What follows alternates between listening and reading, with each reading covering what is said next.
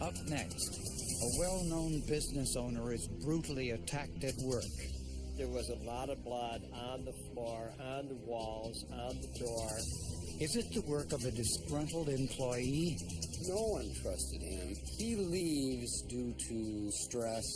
Or a robbery gone wrong? I'd given her $1,000 the night she was killed. That $1,000 was never found. A witness comes forward with a possible motive. She made me promise that if anything happened to her, I'd go immediately to the police. The evidence answers some questions and raises many more. It didn't look planned. It just basically probably snapped.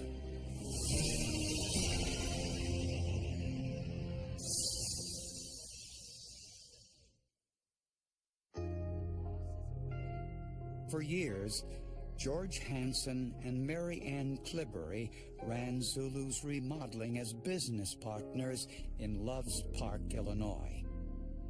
And they were quite a pair. Their homespun television commercials helped make their business a success. At Al Zulo's, the Don't Move Improve folks, where one call does it all. Mary Ann ran the finance and business side. George ran the construction crew, the maintenance, buying the products, that sort of thing. By 2004, Mary Ann told her partner she wanted to retire. Very nice person. Very kind. She would do anything for anybody. But she wanted to, start enjoying life a little bit. To get the fruits of her labor. A few days before the Christmas holiday, after everyone else had left, Mary Ann stayed late to go over the books. As she was about to lock up the office to leave, she was viciously attacked.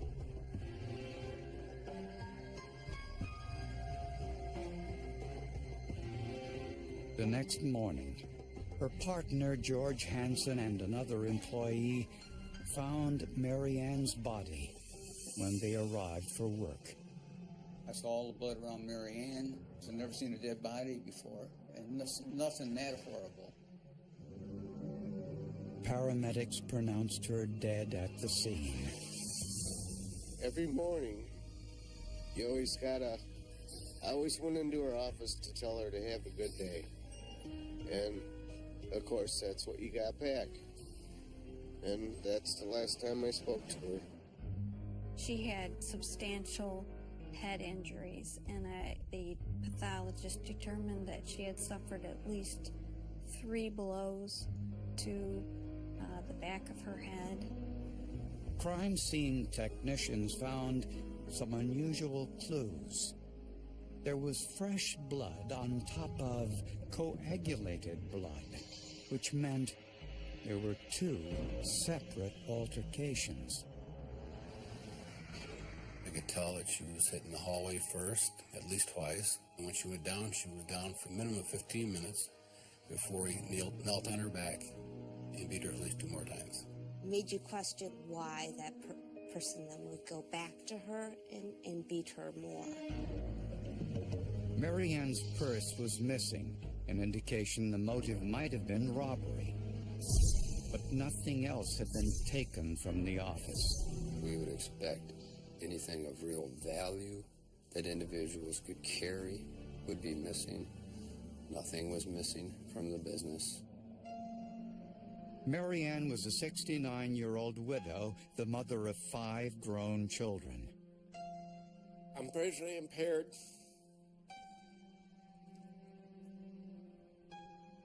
She was my eyes. She was my love. And she was my life. We had things to do. We weren't 2 old people sitting watching the clock go around. In a search for suspects, investigators learned that the company recently fired an employee, Kevin Doyle, and his dislike for Mary Ann was well known. No one trusted him, including Zulu employees. He was a former employee of Al Zullos. He leaves due to stress, somewhat maybe of a nervous breakdown. Doyle had a motive, and he still had keys to the building, making him the prime suspect. Hi, I'm Mary Ann, and this is George, and we're from Al Zullo Remodeling Specialists. Al Zullo's Remodeling was an institution in Loves Park, Illinois. Al Zullo Remodeling has been a part of making your house a home. Mary Ann was in some of the print advertising very early on in the business, kind of doing this Vanna White thing with the kitchen cabinets. And Mary Ann Klibbery was well known in the community for her generosity. She would advance employees' salary out of her own pocket, not the company money. Investigators were convinced Mary Ann was killed by a client or a co-worker. It had to be somebody who was somewhat familiar with the layout of the business. The investigation centered on a disgruntled ex-employee, Kevin Doyle. He was not a reputable person. I believe that he was a lot of talk, but couldn't perform. I believe he said things that weren't accurate, and I believe that he was not to be trusted. When questioned, Doyle said he was at home sick at the time of the murder. But there was no one to back up his story. Kevin Doyle had no criminal record. But the day after the murder, he did something very strange. Kevin shows up and offers his assistance to the family and how he himself can keep that business afloat. We're thinking, okay, we have a suspect here. You know, you hear so often the over-cooperative witness, so to speak. Well, that was Kevin. Police also learned that Mary Ann and her business partner, George Hansen, never got along. And there's always a challenge between the two because their personalities are so much different. They were always in conflict. She was always very elegant, talked very well, carried herself very well. He did not appear to be what I would call a strong, ethical, honest person. They were business partners, and they had worked together for many, many years. She didn't realize that he was angry over the fact that Al Zullo had made her an equal partner to the business when he died. George denied there were problems and said his relationship with Mary Ann was a good one. When you have a business relationship, just like a marriage, you got to get along. If you don't get along, break it off. And we got along great. When questioned by police, George said he had an alibi for the time of the murder. He had gone to have drinks with his wife. Then he took his daughter to some driving school and had gone to a tanning salon. And I believe maybe at that point he finally went home. Then, the day after the murder, there was an unexpected development. A local resident called police to report seeing a black garbage bag on top of the ice on the Rock River, which was 5 miles from the murder scene. What really brought it to their attention is not too long before that, there was a baby discovered in a garbage bag. The fire department used a ladder truck to lift the bag from the ice. It was a substantial project. Several men had to go down over the river in the ice, which is dangerous, and retrieve the bag. Inside the black garbage bag was another plastic bag filled with a variety of items: a sweater, a hammer, leather gloves, and a purse containing Mary Ann Klibbery's identification. I think when they found that bag, that connected everything. Apparently, the killer threw the bag from the bridge, but missed the open water, and it landed on the ice instead. If he looked over the bridge, he could took 2 or 3 steps and hit open water. How stupid can you be? The sweater in the bag was covered in blood. There was blood spatter inside the right sleeve, which goes along with the thought that at the scene that it was a right-hand person that hit her from behind. Tests showed the blood was Mary Ann's. Employees recognized the sweater right away. It belonged to the original owner of the company, Al Zullo. Mr. Zullo had this sweater for many, many years, and it was always in our office. All the people put it on too once in a while when they got cold. Scientists looked for areas on the sweater that might contain skin cells. I swabbed the collar of the sweater to determine the wearer of the sweater. Would these skin cells identify the killer? Police had 2 suspects in the murder of Mary Ann Clippery, her business partner, George Hansen, and a disgruntled employee, Kevin Doyle. Forensic testing of the bloody sweater found in the discarded plastic bag with Mary Ann's personal belongings found skin cells on the collar. The skin cells provided a DNA profile.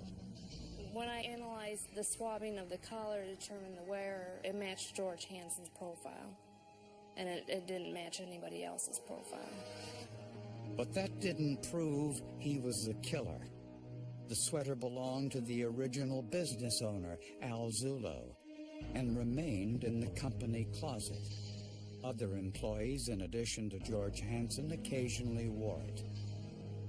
I started using the sweater in the wintertime, and I would wear it. And, of course, all the people put it on too once in a while when they got cold.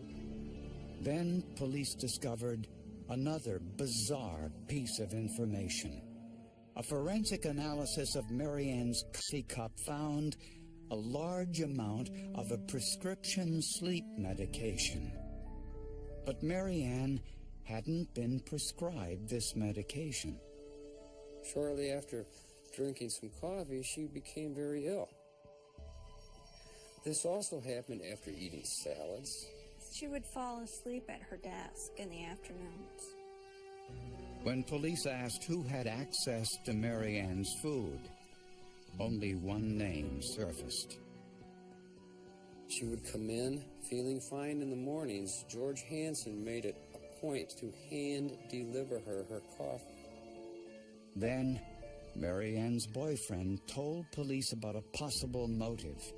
It was something Mary Ann told him about shortly before her death. She made me promise to her that if anything happened to her, I'd go immediately to the police with my knowledge. Mary Ann had sent out Christmas cards to some of the clients. A couple of these clients returned those cards back to the business with notes informing them, of the problems that they were suffering. These clients told Mary Ann they weren't getting paid, but internal company records showed they had been paid. Mary Ann did some amateur forensic accounting and learned that her business partner, George Hansen, was stealing from the company. He was collecting money from the customers, and then he was depositing money in his own account. Mary Ann discovered that George had stolen up to $100,000. He was not only taking actual monies coming in, but also he had a little side business going where he would charge supplies through the Al Zullo company and use them for his personal projects. Mary Ann was shocked to learn the company was in danger of bankruptcy. I knew of it, but there's no way I could have told anyone. If I'd have told anyone, Marianne and my friendship would have been over immediately. I had to swear to her in secrecy. According to her boyfriend, Marianne was going to confront Hansen on the afternoon of her murder. Whenever they had a confrontation, they never did it in front of the employees. It was always behind closed doors. We do know that they had some type of a meeting that day. When questioned by police, George Hansen didn't deny he was stealing money, but said Marianne was in on it too. I was depositing it and we were splitting the money. However, Marianne's financial record showed her transactions were consistent with the amount of her salary and nothing more. Jean Sundin was outraged by Hansen's accusation. I knew he was lying. Lying through his teeth. He couldn't look at me. And police soon found George had another possible motive. If he did kill her and got away with it, then he would collect the $150,000 in insurance policy that each had on the other.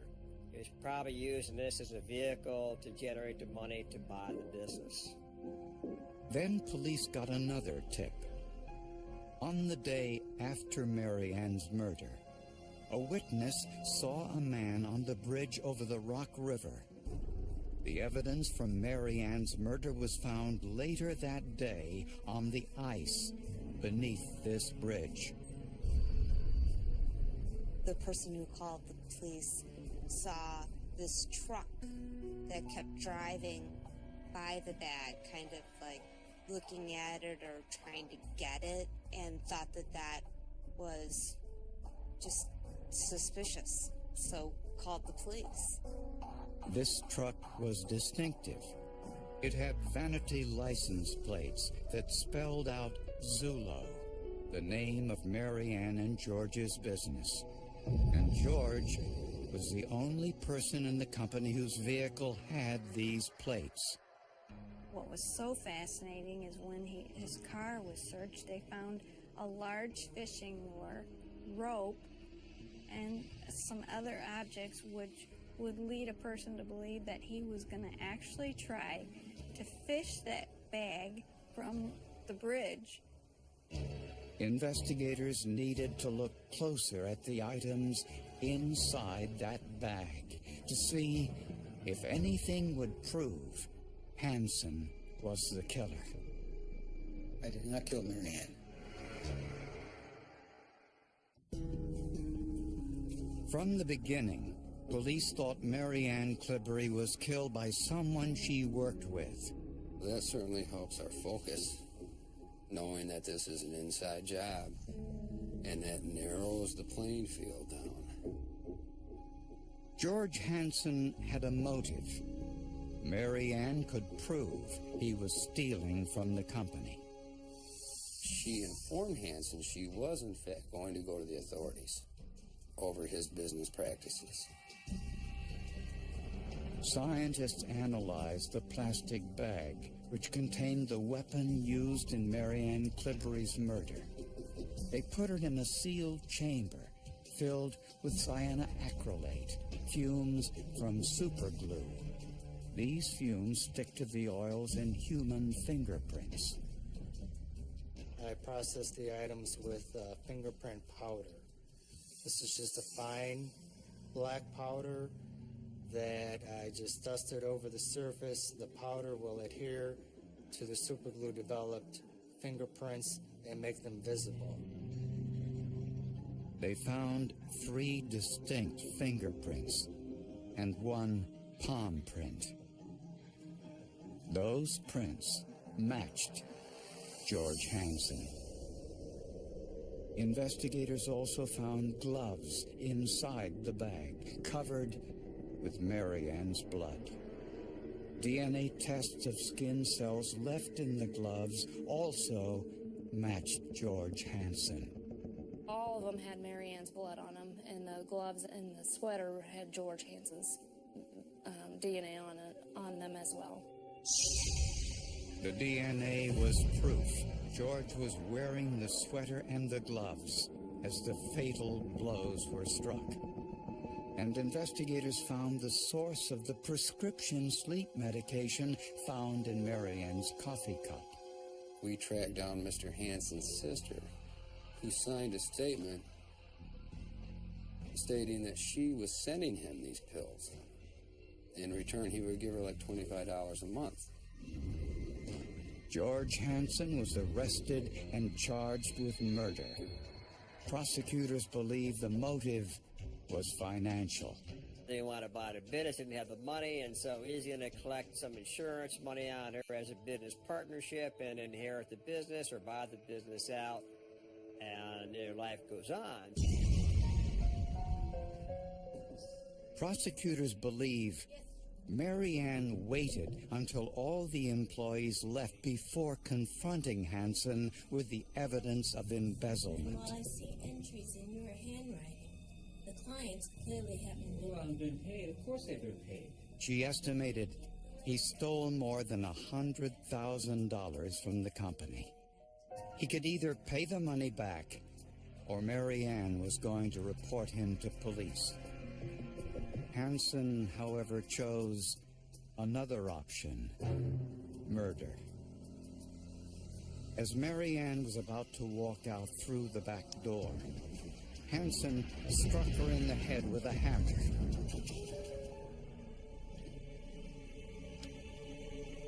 While Hansen staged the scene to look like a robbery, he discovered that Mary Ann wasn't dead, so he struck her again, creating more blood spatter on top of the coagulated blood, proof of 2 separate beatings. He put his sweater, gloves, and the hammer, along with Mary Ann's purse, into the bag. On his way home, he dropped the bag into the river. But it was winter time, and he missed the open water by about 5 feet, and it landed on the ice. I'd like to have seen his face when that bag hit the ice and he heard a large plunk instead of a splash. The theory was to drop the bag into the water and have it float away. Later, a witness saw Hansen's car driving back and forth over the Rock River Bridge, most likely contemplating how to retrieve the bag he tried to throw into the river. Once in custody, Hansen changed his story. He denied killing Mary Ann, but admitted to a cover-up. He said he found Mary Ann's body when he first got to work, thought he'd be blamed for her murder, so he removed the items that belonged to him from the scene. That's where I goofed up, really. I saw a hammer and gloves there, which were mine. I saw all the blood around Mary Ann. I panicked. I didn't call 911. And I picked everything up, put them in a bag, and left. But the jury didn't believe it. George Hansen was convicted of first-degree murder and sentenced to 60 years in prison. I'm in here for the rest of my life. It took longer for the jury to pick a foreman than it did to come back with a guilty verdict. Hi, I'm Mary Ann, and this is George of Alzulo Remodeling Specialists. And while the boss is away, we will pay. We will give you a 5% discount on any new interior. What was once a prosperous enterprise ended in deception and murder. But forensic evidence and Mother Nature helped solve the mystery. What are the odds of going to a river with the intent to sink a bag and have it hit solid ice, knowing that you've already cased the river out, knowing that it's wide open body of water except for a few feet on each side, and he accidentally drops it in the wrong place? if George wasn't so dumb, we wouldn't have found it, and it'd been a lot tougher case to deal with. George was banking on the fact that he had no witnesses. You know, not just the blood spatter, but the fingerprints. And then, you know, the DNA off the sweater. All of those things that kind of pointed back toward George Hansen.